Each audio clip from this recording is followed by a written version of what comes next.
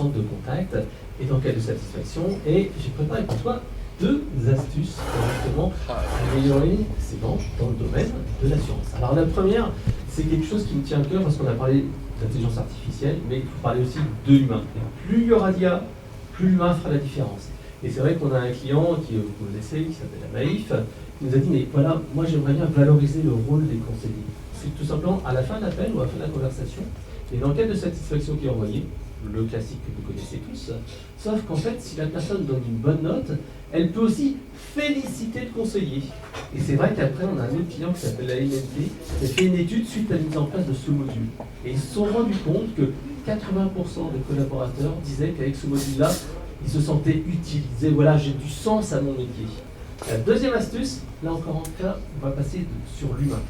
Et l'humain, pour nous, en particulier, ça va être travailler sur la psychologie. Et c'est pour ça qu'on travaille beaucoup avec un expert en neurosciences qui s'appelle Marc-André Monon, qui a écrit un bouquin qui s'appelle 300 000 ans d'expérience client.